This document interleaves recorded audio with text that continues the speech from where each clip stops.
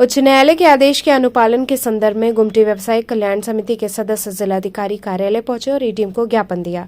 Media से बात करते हुए धनंजय त्रिपाठी ने बताया कि लंका नरिया मार्ग पर सरसुंदर लाल हॉस्पिटल के उत्तरी तरफ दीवार से सटे सड़क से 1 फुट ऊंचे नाले पर लगभग 50 साल से ज्यादा समय से विरासत बाजार के रूप में हॉस्पिटल से आए मरीजों के तीमारदारों के जरूरतमंद सामानों की पूर्ति करते हुए लगभग 54 स्ट्रीट वेंडर अपनी आजीविका चलाते हैं। वर्ष 2020 में पथ विक्रेता अधिनियम 2014 के तहत नगर निगम एवं डूडा के संयुक्त टीम ने हमें पंजीकृत कर पीएम स्वनिधि से रोजगार करने के लिए लोन दिया और वेंडिंग सर्टिफिकेट एवं पीएम स्वनिधि का बैच दिया गया। आरोप रहा कि पिछले 3 सितंबर 2024 से स्थानीय लंका थाना प्रभारी निरीक्षक शिवाकांत मिश्रा ने अपने पुलिस बल के साथ आकर हम पंजीकृत स्ट्रीट वेंडरों को बार बार हटाया और विक्रय सामानों को जब्त किया गया और दुकानदारों को जानवरों की तरह मारा पीटा गया, जिसकी शिकायत पुलिस कमिश्नर, नगर आयुक्त, मुख्यमंत्री, प्रधानमंत्री तक करते हुए हमने अपनी आजीविका संरक्षण के लिए गुहार लगाई। उक्त समस्या से कोई रास्ता न निकलता देख हम वेंडरों ने उच्च न्यायालय में गुहार लगाई। उच्च न्यायालय ने एक अंतरिम आदेश 7 फरवरी 2025 को जारी किया है कि अगली सुनवाई तक दुकानें लगाने दिया जाए, लेकिन लंका थाने के प्रभारी निरीक्षक ने उच्च न्यायालय के आदेश की अवमानना करते हुए दुकानें नहीं लगाने दिया। जब से हम लोगों ने मुकदमा दाखिल किया है तब से प्रभारी निरीक्षक लंका काफी नाराज हैं। उन्होंने मारने, पीटने, जेल भेजने की धमकी दी और मुकदमे में पार्टी बनने वालों को काफी डराया धमकाया और 3 दुकानदार को इनके ठेले पर से उठाकर थाने ले गए। इससे सभी दुकानदार भयभीत हैं कि कब किसके साथ क्या होगा।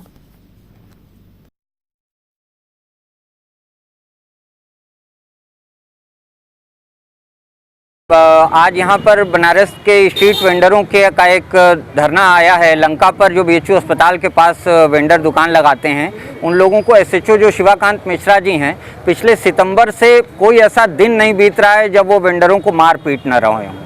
सुबह, दोपहर, शाम वो तय करके निकलते हैं लंका थाने से कि वो इन लोगों को मारेंगे, पीटेंगे। हमारे यहाँ कई वेंडरों की ऐसी स्थिति हो गई है कि आंख से खून लगातार गिर रहा है, कान का इलाज चल रहा है, इतने बुरी तरह से बर्बर पिटाई हो रही है वहाँ पर। और ये सब वेंडर आपकी जानकारी के लिए बताएं कि 40,000 वेंडर बनारस नगर निगम ने सर्वे किया हुआ है। ये वेंडर जो आपके आसपास ये दिख रहे हैं, ये सर्वेकृत हैं। इनको पीएम स्वनिधि योजना से लोन भी मिला हुआ है। ये लोन पाए हुए हैं कि ये वेंडर दुकान लगाएं वहाँ पर। अब इनके सामने समस्या हो रही है कि जब सुबह, दोपहर, शाम लंका थाना के पुलिस उनको मारेगी, पीटेगी, उठा ले जाएगी, ठेला उठा के लेके चली जाएगी, तो ये बेचारे दुकान कैसे लगाएंगे, कैसे ये लोन भरेंगे, कैसे? और रोज उनके पास लोन रिकवरी के वाले लोग भी आ रहे हैं। तो प्रधानमंत्री स्वनिधि से प्राप्त जो लोन प्राप्त करता है, जो रजिस्टर्ड है, सर्वे हुआ है, ये चिंतामणि जी हैं, ये टाउन वेडिंग कमेटी जो शहर की होती है उसके सदस्य हैं। उसके बावजूद इन लोगों का उत्पीड़न हो रहा है। हाईकोर्ट का स्टे है, हमारे पास हाईकोर्ट स्टे का ऑर्डर है कि इनको दुकान लगाने दिया जाए, फिर भी दुकान लगाने नहीं दिया जा रहा है। इस परेशानी को लेकर आज हम लोग जिलाधिकारी को ज्ञापन देने के लिए आए हुए हैं। मुख्य मांग क्या थी? हमारी मुख्य मांग है कि दुकान लगाने दी जाए और आजीविका चलाने दी जाए। 40,000 वेंडर जो है ना, उनके ऊपर घर का लोगों को जोड़िए तो 5 लोगों का परिवार जोड़िए तो बनारस शहर में 2 लाख लोग आजीविका की परेशानी से परेशान हैं। बनारस में नगर निगम कभी बैठक करता है कि नाइट बाजार लगाएगा, कभी डे बाजार लगाएगा, कभी दशाश्वमेध पर पीट दिया जाता है, कभी लंका पे पीट दिया जाता है। बनारस का वेंडर कहाँ दुकान लगाएगा? ये लोग कौन लोग हैं? क्या ये लोग चोर बदमाश हैं, आतंकवादी हैं, कौन हैं? इनके शहर की नियोजन की क्या व्यवस्था है? क्या व्यवस्था है इनके लिए? कि आप लोगों में कुछ है कि निगम भी हैं साथ में आपके, वो नहीं दिख रहे हैं। अभिषेक निगम भी एक संगठन चलाते हैं वेंडरों का, चूंकि 40,000 लोगों का है तो ये भी एक संगठन है। पूरे 40,000 का कोई एक नेता नहीं हो सकता है, अलग अलग ग्रुप हैं, वो काम कर रहे हैं। अभिषेक निगम भी वही काम कर रहे हैं जो ये ग्रुप काम कर रहे हैं। नहीं पूरी 40,000 की बात ये है। यही तो एक सवाल है कि स्मार्ट सिटी में 2-2.5 लाख लोगों की आजीविका जिस चीज़ से जुड़ी हुई है, उनके लिए स्मार्ट सिटी परियोजना में क्या जगह है?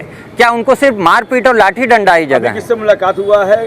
क्या आश्वासन मिला? हम लोगों से एसडीएम साहब मिले हैं। एसडीएम साहब ने हम लोगों को आश्वासन दिया है कि वो इस बात को लेकर आगे बढ़ाएंगे। हाईकोर्ट का स्टे है, हाईकोर्ट का कंटेम्प्ट हो रहा है बनारस में। आए दिन हाईकोर्ट और सुप्रीम कोर्ट भी कह रहा है कि उत्तर प्रदेश में लॉ एंड ऑर्डर की एक दिक्कत आ रही है। उत्तर प्रदेश सरकार को बनारस के निज़ाम को खुद सोचना पड़ेगा कि झूठी बातें मीडिया में वो प्रसारित करते हैं, लेकिन जब रैंकिंग आती है तो खुद आप लोग देख रहे हैं कि बनारस शहर की रैंकिंग लगातार गिर रही है सभी तरह की सुविधाओं में। कभी वो खोजते हुए लगता है कि खजाना खोज रहे हैं, गोदौलिया पे नाला निकल गया है।